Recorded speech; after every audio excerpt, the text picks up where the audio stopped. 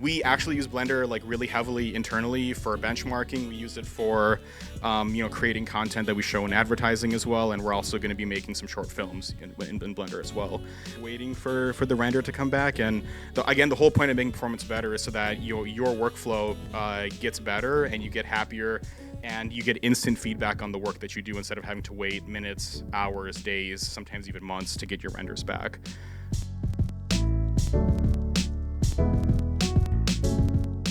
I'm going to talk a little bit about the GPU that we're building here at Bulk Graphics. I'll start with a question that I've learned to ask people, which is, when was the last time a tech company actually asked you what you wanted? A lot of times the GPU vendors will just throw a GPU out there and they'll say, best of luck, go figure it out.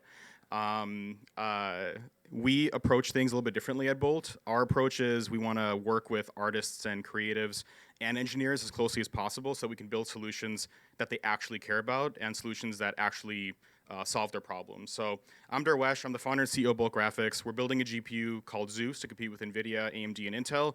And I'll talk a little bit about how that close collaboration leads to a GPU that you guys will actually love.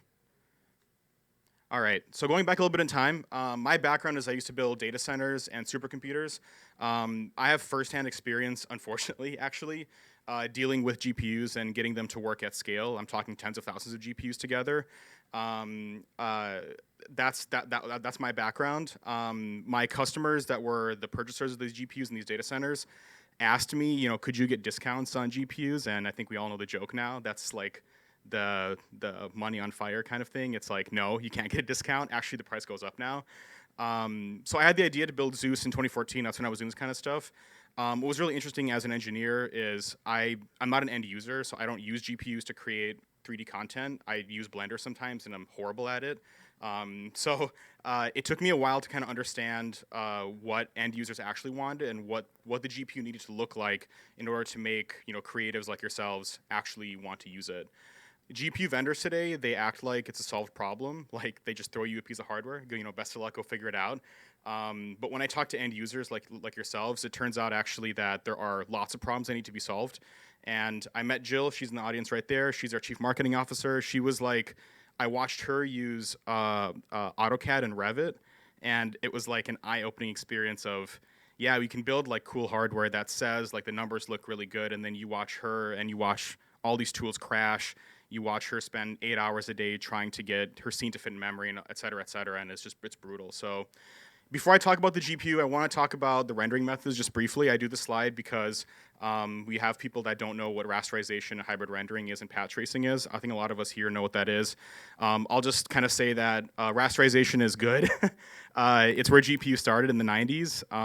It's not a physically based rendering technique. Ray tracing approximates light. GPUs today are really good at combining rasterization and ray tracing to make hybrid rendering. That's really just for performance. It's still not a high quality rendering mechanism. Path tracing is the holy grail, at least in our minds, of rendering. And our goal is to make Zeus, achieve real-time path tracing. That's without upscaling and all these other tricks that are added on top of it. Yeah, so let's talk about the GPU a little bit. By the way, this is rendered inside Blender. Yay. We actually use Blender like really heavily internally for benchmarking. We use it for creating content that we show in advertising as well, and we're also going to be making some short films in Blender as well. But I want to talk about the card a little bit. So this card looks very different from what you expect from like an NVIDIA GPU or an AMD or Intel GPU. We put a CPU inside the GPU, which sounds weird. This means that this can run as a standalone machine. You can actually install Linux on this thing. You can write CPU scalar code for this thing. You can also write vector code. You can run all sorts of interesting stuff on this. One thing that I'm really proud of is I shouldn't say that. It's kind of obvious because I built data centers, but putting an Ethernet port on the GPU means you don't have to buy an expensive network card. This is a huge problem if you build a server or a PC and you want like 400 gigabits of Ethernet networking. You're going to buy a multi-$1,000 network card, and there's latency and power and cost and complexity. Why bother? We could just do it here. Our competitors don't do it because they want to sell you more cards. We're happy selling you one. Well, hopefully more than one, but we'll start with one. We have the standard DisplayPort stuff. We also have an extra PCIe Gen 5 by 16. I find this kind of funny. We've been asked a lot, like, why is there a second PCIe interface? I'll remind everyone, SLI and Crossfire existed back in the day until the vendors decided to kill it. This is a non-proprietary way you can connect multiple GPUs together. You can also connect non-bolt stuff to these GPUs this way as well. So there's a lot of cool stuff that people have had ideas for. We'll be opening up this ecosystem for partners in the future. But I think the biggest thing that I want to talk about is memory, because that's like everyone talks about CUDA out of memory problems, and I am here to tell you that that problem is solved. So we have two tiers of memory. There's built-in memory on the GPU, LPDDR5X. We picked that because it's less expensive and we care about building cheap GPUs for everyone. We also have expandable memory because in the end, it should be your decision on how much memory you actually need and how much money you want to spend on the memory. So this card comes with 32 gigabytes built in. This is our entry-level card, by the way. It'll be much less expensive than 5090, or is a magnitude less expensive than a 5090. But these DDR5 SODIMMs let you expand this card up to 160 gigabytes. So this is a massive improvement in memory capacity. I meet people all the time doing physics simulations or flip simulations or volumetric rendering or even just doing high-res textures, and they all complain about this. So this is a good way to solve that problem. So what does this all mean for performance? So I want to talk about the rendering performance we're able to achieve. And what this means is the 5090 is this little gray bar over here. We're able to hit 2.5x performance in that card I showed previously. That's a single slot 120 watt card. The 4-chiplet version is 10 times faster than a 5090, which is a massive improvement in performance. This means that you can actually get closer to real-time path tracing. We're not there yet in the first generation. We'll get there in our second, third generation, meaning you can do 4K 120, with hundreds of samples per pixel. I think everyone here has been in Mr. Bean's position of just like waiting for the render to come back. And again, the whole point of making performance better is so that your workflow gets better and you get happier and you get instant feedback on the work that you do instead of having to wait minutes, hours, days, sometimes even months to get your renders back. Let's talk about software a little bit because this is super important. Well, we're here at Blender, so I'm going to talk about Blender a little bit. Instead of just building a chip and saying best of luck, go figure out how to use it, or offering developer SDKs and stuff like that, we're actually building a path tracer. That's kind of what we're here to talk about today. It's this path tracer called Glowstick. This is going to be included with Zeus at no cost. So let's talk about that a little bit. Yep, that's today. Yay. All right. So what is Glowstick? So Glowstick is it's going to be free, by the way. So if you're paying for a renderer or production path tracer right now, you won't have to pay for a path tracer in the future. We make money off selling the cards, and the renderer we think should be free always. It's a fully path traced, and eventually it'll be a real-time renderer as well. We've built this from the ground up to support OpenUSD and Material X, as well as OpenPBR. So all of the modern accessible open standards. You can pull assets out of other DCC tools and other renderers and put it into ours as an example. We're integrating this inside of Blender because we love Blender and Blender first. Why not? So we actually are going to we're going to publish a video, I think sometime this week, showing Glowstick running inside Blender through Hydra, which is the way that we can make a plugin for that. We support Substance materials natively, which means you can take something from Substance and put it inside Glowstick, and we'll render your Substance material. Obviously, you guys, if you don't have a GPU that's 5090s compatible support or performance, you have a render farm. So we also support batched and scheduled renders using Deadline and OpenQ. And on our roadmap, we have a lot of fun stuff. We have volumetrics, spectral rendering, and of course, more DCCs. I won't name the DCCs because Blender is the best, but I will just say that there are other industry tools here from vendors that charge a lot of money that we will be integrating inside as well. I'll just do a quick thing. We are a patron sponsor of Blender, so we put our money where our mouth is, and we use it internally as well. And we tell everyone to use Blender as much as we can, as much as they can. So that's a little bit about the software. I don't have a video here. I just have a picture of one of our guys, Matthew. He is doing a demo of rendering Glowstick inside Blender. This is just our first time being able to pull scenes through and materials through. So it'll get much more fully featured, but we support Blender nodes and Blender materials and things like that. So super excited to be able to show that. It'll be out sometime this week, and hopefully you guys can go watch it on our YouTube. I talked about memory just briefly. My question to you guys is like, what would you do with more memory? I think the biggest thing that we hear is I want to run really complex simulations, and I want to throw all of the high-end textures and scanned materials I want to throw at this thing.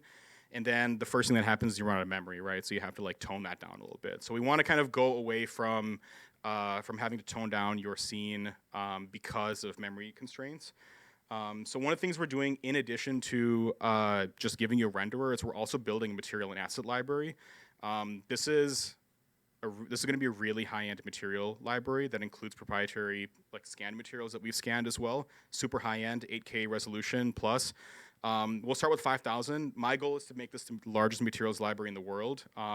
Our starting point will be bigger than the other AMD and NVIDIA's material libraries combined, so that's a good start.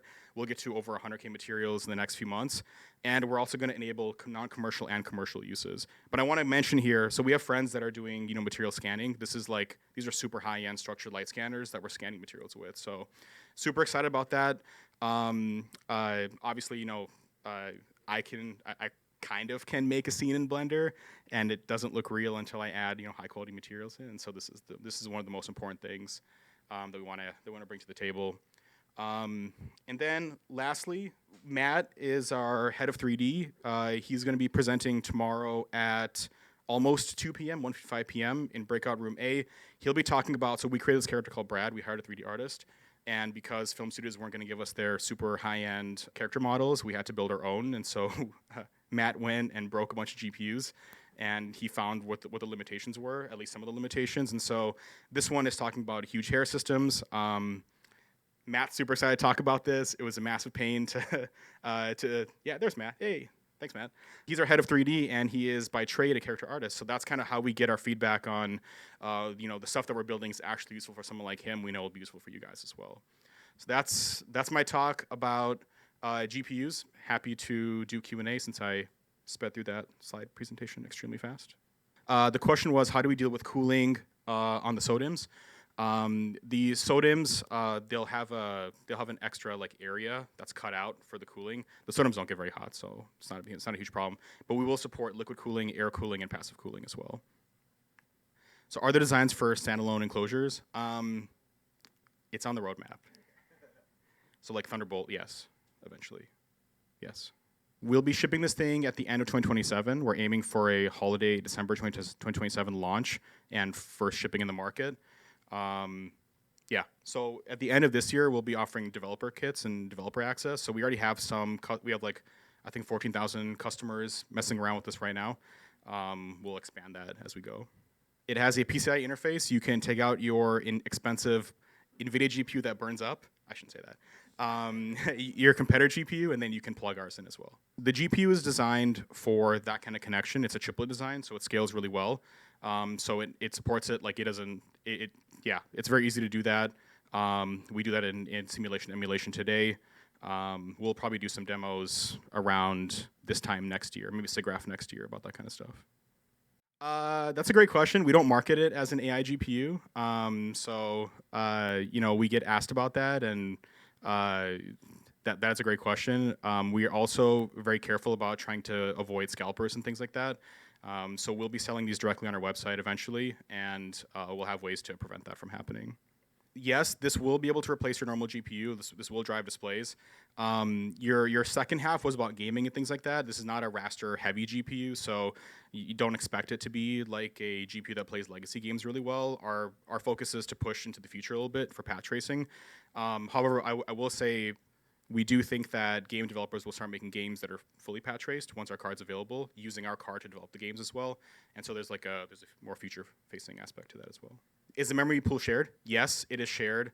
It's shared when you use Ethernet, and it's also shared when you use PCI Express to connect them together. The LPDDR5X and the DDR5 SODIMMs are also a single memory pool, so you can put your stuff either in the slow larger pool or the fast smaller pool. So this is not only a consumer card, this is also an enterprise card. So we sell to data centers and hyperscalers. We have a lot of customers that ask about, can we make this a 60-watt card? Can I put it in like a smaller form factor? The answer is yes. We're too small of a company to do that like ourselves right now, but you can use the card for that kind of stuff. Absolutely. Yes, so this GPU does have video encoding decoding IP. inside of it. So we're able to do 8K 120, like AV1, VP9, working on AV2 right now. So yeah, yes, absolutely. It's actually good quality encoding, hardware accelerated encoding versus the one guy. All right, last question. We initially explored supporting existing renderers. The GPU architecture is different enough that it's better for us to build our own renderer and offer it for free. So eventually we will, as we get big enough, we will support Cycles and other rendering engines, and we hope developers will work with us on that.